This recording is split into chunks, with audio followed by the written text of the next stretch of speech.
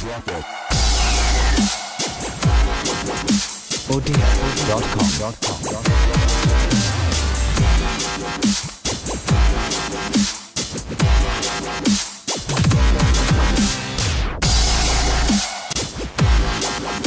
ODS.com.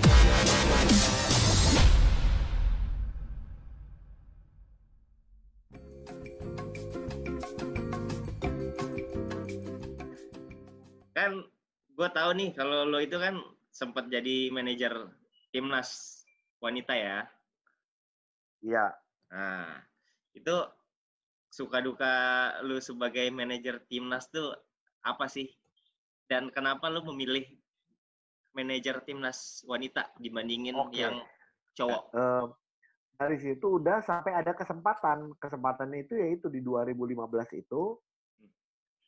Sebelumnya di 2014-an gue pernah ngobrol sama Christopher. Itu owner CLS. CLS. Ya. Gue sempat bilang, aduh Top kayaknya enak juga. Waktu itu ngobrol sama Ujo juga.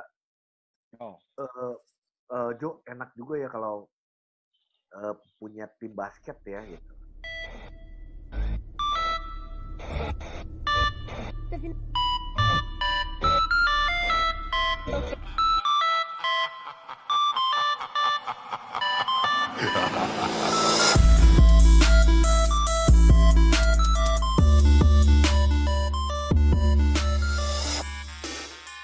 Kalau boleh tahu sih ini Mas, kalau boleh tahu.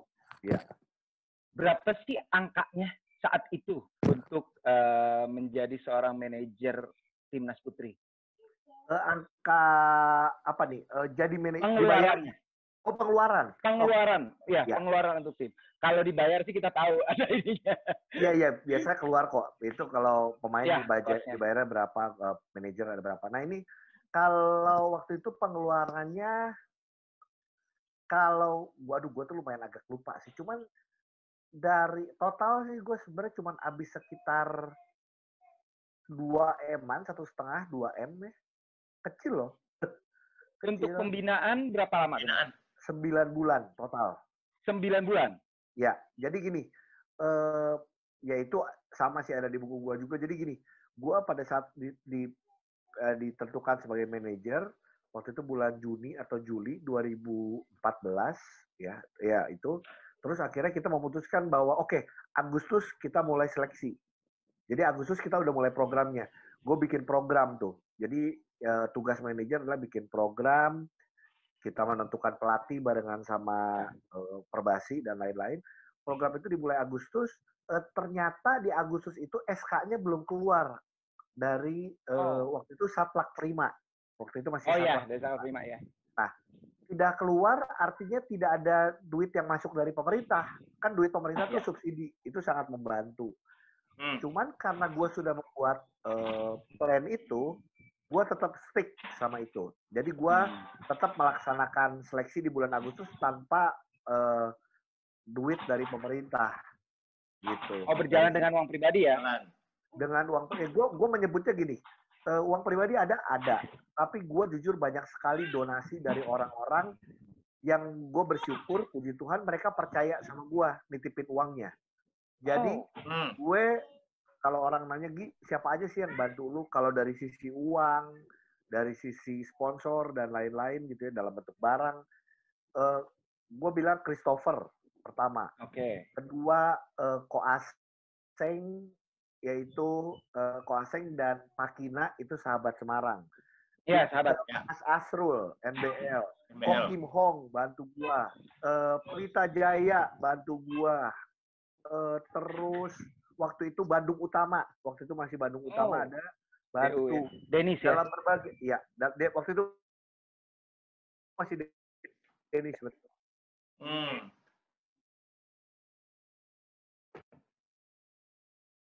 Gue punya di Hoce, mereka pun juga banyak yang berdonasi. Ini kayak misalnya ngasih berapa juta, ya udah lu pakai aja Gi, pokoknya lu pakai buat timnas, dan dia percaya gitu loh. Makanya kenapa gue dari awal jadi manajer timnas tidak pernah pakai rekening pribadi, gue bikin rekening sendiri BNI. Oh gitu. Atas nama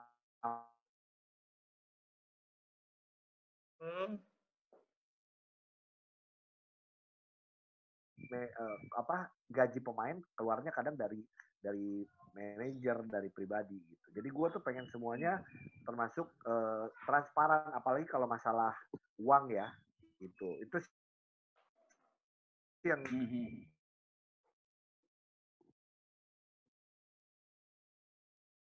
dua lah ya untuk itu ya, untuk ngebangun sebuah timnas putri ya. Ya itu kecil banget sih kalau dibandingkan gue ngelihat orang-orang lain ya, terutama yang apalagi zaman sekarang kayak pelatih asing dan lain-lain. Waktu itu kalau iya.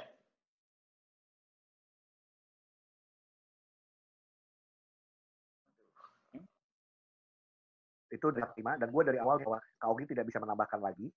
Ini adalah dari pemerintah, tapi yang Kak Ogi lakukan adalah membulatkan, jadi kalian tidak dipotong pajak. Jadi full. Oke. Jadi tanggung itu pajaknya lah ya. Iya, semua sama. Ini gue buka di sini juga sih sama. Pelatih waktu itu masih 7,5 kalau nggak salah. 7,5 ya kalau nggak salah. 7,5. Lupa. Sekitar 2015. Cacing ya kalau nggak salah waktu itu ya. Cacing asisten pelatih pertama kalinya. Pelatihnya adalah Kamran. Daripada saat Kamran ya. Pada saat memilih Cacing pun pro kontra karena Cacing baru aja pensiun, belum punya license. Belum punya license. Pelatih. Tapi pelatihnya banyak pelatih di Indonesia atau pelatih yang di DKI yang pada bersuara apa sih kenapa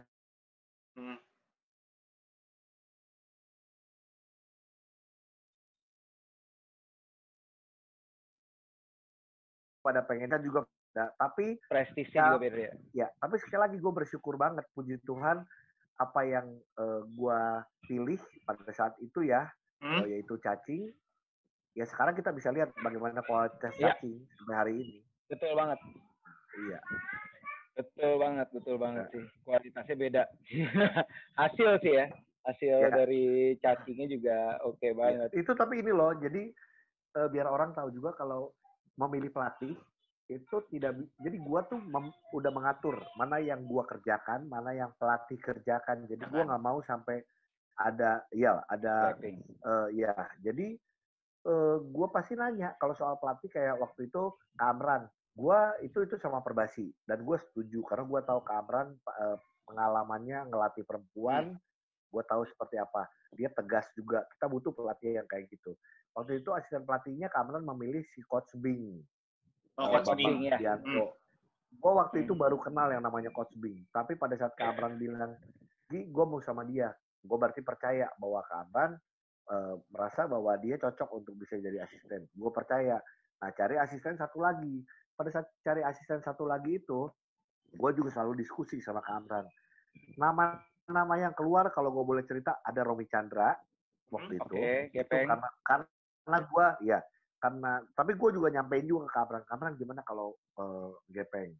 Waktu itu Gepeng bilang pengen banget, tapi pada saat itu sorry banget, gue udah ngelatih di waktu itu di BIS di JIS Jakarta International School. Ya.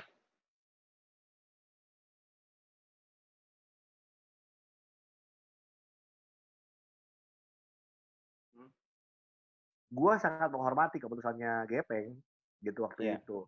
Terus keluar nama Ive Rinaldo, gue sempet ngobrol juga. Coach Inal. Iya. Iya. Sampai akhirnya kasih main nggak, itu tahun terakhir dia di Aspak. Aspak. Tapi ya akhirnya menurut gue pilihan-pilihan itu kan semua teman-teman ya, waktu gua nge-MC dia Gepeng, Inal segala, cuman ya sekarang kita bisa lihat karena pelatih muda hebat di Indonesia. Diperhitungkan itu Cacing. Nggak bisa dipungkiri lagi itu, dan udah saatnya lah mereka sebenarnya muncul saat ini. Setuju. Dengan terbukti megang pemain-pemain muda. Oke. Kalau aku sih Mas ada pertanyaan sedikit nih. Ini sih dari pribadi aku ya. Aku mau nanya, kan Mas Agus tadi cerita bahwa Mas Ogi ini memang passionnya dari awal sudah basket ya, Ya. dari passion awalnya.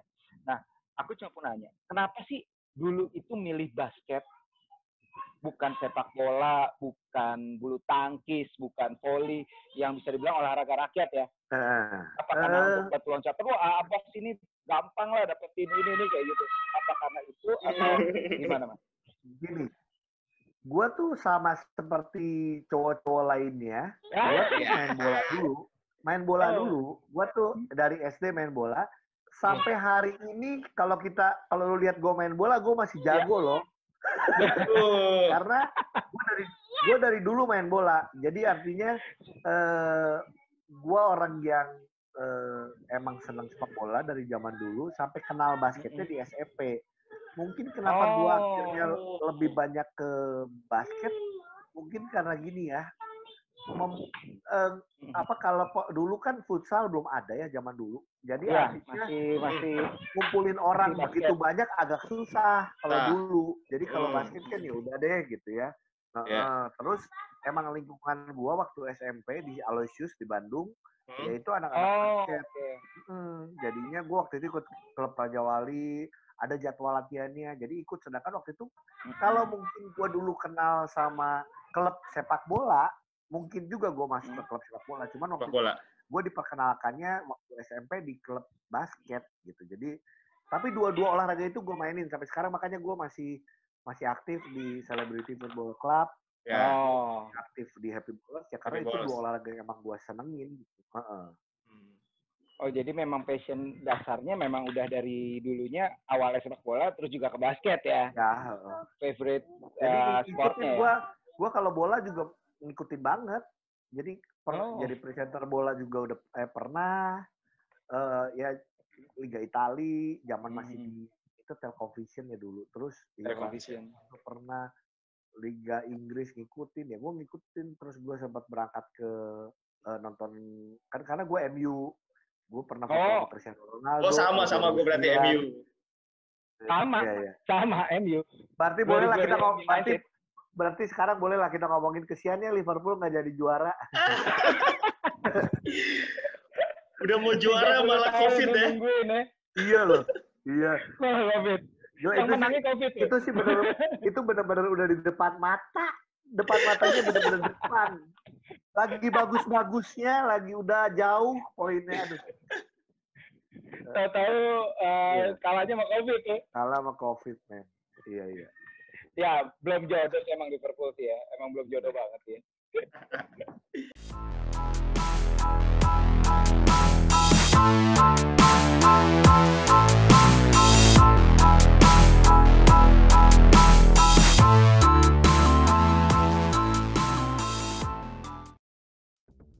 At the basketball court, the fastest is the winner. Everyone wants the opponent only to see one's back. Equipped with TP9 Peak Gradient Acceleration Technology. Freely break through the opponent's defense. Control the court with the speed. Now, pick up the ball, equipped with TP9 with the speed, hit all the court. TP9, quickness. I can play. Peak.